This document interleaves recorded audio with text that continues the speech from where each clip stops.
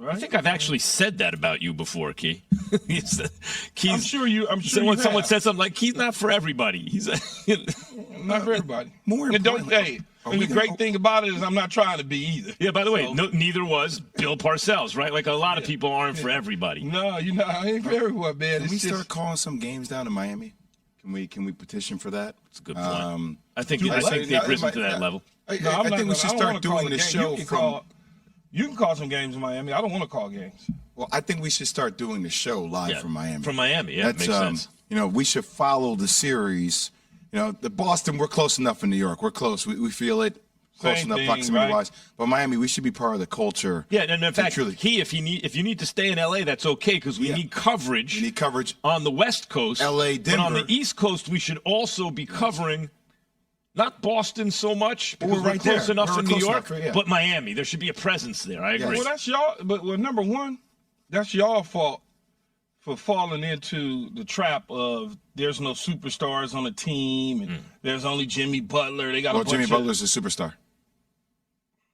I'm just combating what you're trying to build as it relates to this narrative. You are doing what they call stepping on someone right now in this industry. He's stepping on you? No, you took a breath, so I jumped in. So you figured my breath is enough. There was I can smell your breath from here, boy. Sleep. Well, don't get me started. But it's just that you're looking at this game and everybody's Miami. They don't have any superstars except Jimmy Butler. They got like 9 undrafted players. How could they ever? Like as I said to you a week or so ago, Jay, when they was playing whoever they were playing, and it was like, well, they don't have anybody. I'm like, they do have people. They got enough to keep winning. That's what they have. Well, they can't keep this up. Well, yeah, they can keep it up.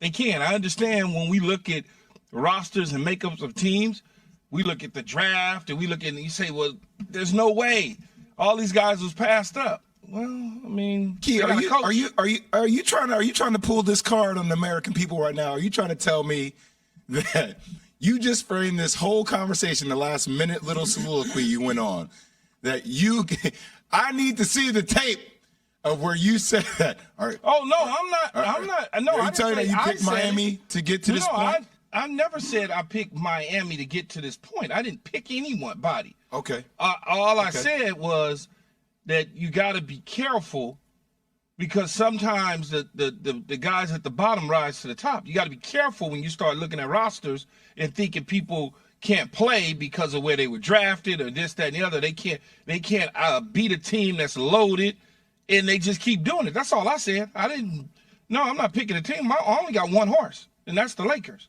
Well, I mean, we established that we think Jimmy Butler, I've had him as my top flight person in the playoffs after they beat the Milwaukee Bucks. That was a phenomenal performance. I had them favored against the New York Knicks. I thought they were better. I thought they were tougher against the Knicks, and that was an opponent for them to get to the Eastern Conference Finals. Last night, I mean, look, they made life miserable. Like, the one thing you always know about Miami is that Eric Spoelstra is the best coach in the NBA. It's a damn shame that he has not won Coach of the NBA, right? Never won Coach of the Year. Coach of the Year in the NBA. And every year he's damn up shame. there. Yeah. Damn shame. It should never happen. And he probably has the best argument as best coach in basketball. For sure. Yeah. And Jimmy Butler, once again, I mean, you're going to look at his offensive output. Poor Robert Williams. I mean, Boston's going to have to play small. They're going to play with Al Horford more than Robert Williams because in the first quarter, it was like, come here, whoever's guarding Robert Williams, come here for a ball screen. I'm going to get to my midi game. Life was never uncomfortable, even though the Celtics were in control 3 quarters out of 4, right? It came down to the Celtics not sustaining, playing defense hard throughout the entire game. And that third quarter, when the Heat go for 46 points in the third quarter, 46-25, boom, difference maker in the ball game. Jimmy does it again. Yeah, I want to talk about Butler for a second because the only reason I know about this is because it was going around on social media about how, like, all these people said that Jimmy Butler was a bad signing in Miami or it wasn't going to mean anything.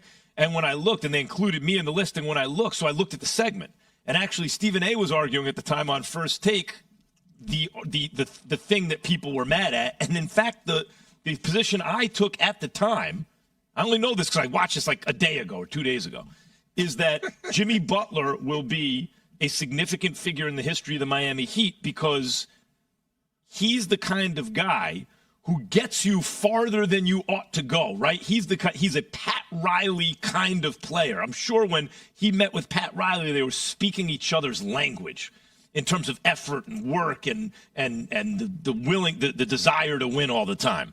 And he's the kind of guy who can make the bed for someone else to join and get you over the top. But what Butler has done, in fact, and we're going to talk about this when we get to Wembayama later on, and some of the things that have been said about him. What Butler has done is exceeded even those expectations. Like every time you think, yes, I know how good he is and what he's capable of doing, he pushes it a little farther than you thought was possible. So when you bring up the Bucks, it's a first-round series. But the Bucks were favored to win the whole thing by most people. But the odds had them. The analytics had them. Vegas had them as the favorites to win everything, the Bucks. So it happened in the first round because the Heat were an 8th seed. But you're right, Jay. What an upset. And Butler was phenomenal the whole way. Then the Knicks he's supposed to beat, and he did. And now the Celtics. On a bum ankle. On a bum ankle. And now the Celtics. So it's one thing to have expectations and they're pitched high. You're going to outkick your coverage. It's another thing to outstrip the expectations when part of your whole brand is he's going to do better than expectations, right? Still do better than that. That's Jimmy Butler. He's unbelievable. 35 points, 20 after the half. Are we taking them for granted still? No. Just because people are favoring the Celtics doesn't mean that you're taking Jimmy Butler for granted. You're looking at the construction of the roster and you're saying they're a really good team.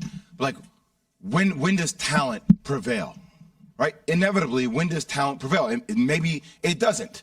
Maybe this team continue, but like they are going to continue to be the underdogs and on every series they're going to play in. It's just the reality of the nature. Right. And it's okay. That actually, Miami Heat fans get angry at that, but I'm like, why? That plays into exactly who the hell you are.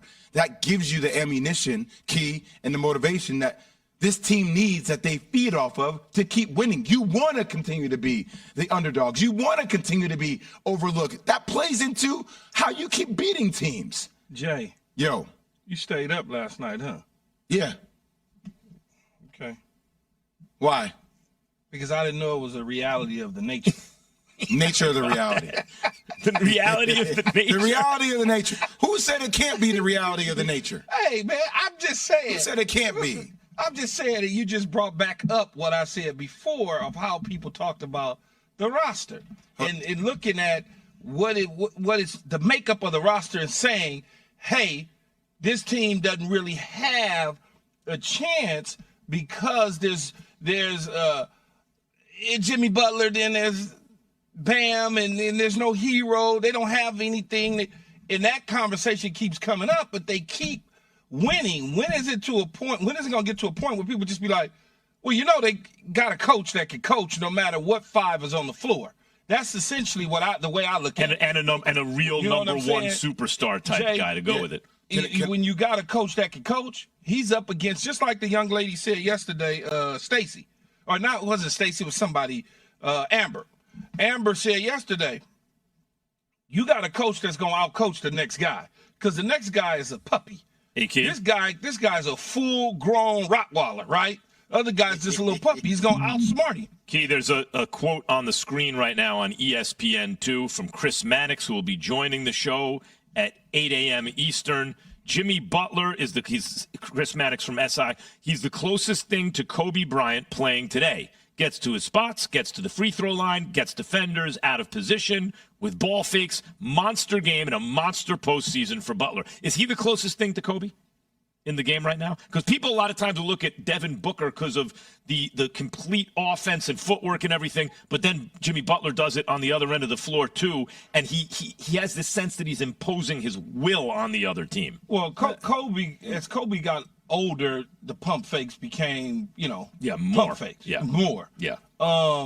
He's an older Kobe. That wasn't really his necessary game, but I would say he is close to Kobe. The difference between Book and Kobe, Book and Jimmy Butler, is Jimmy Butler is essentially, back to that conversation, out there willing his team to victory. Mm-hmm. He's willing his team to victory, right? We saw against the Knicks when he wasn't playing, Jay, they lost. I mean, it's just the reality. Yeah, Came right. back, they won. And he balled in the process. So, I mean, look, you can compare guys. You always want to compare people and look to see who's the closest or who reminds you of somebody. I think Jimmy Butler reminds me of Jimmy Butler. That's the way that I view it.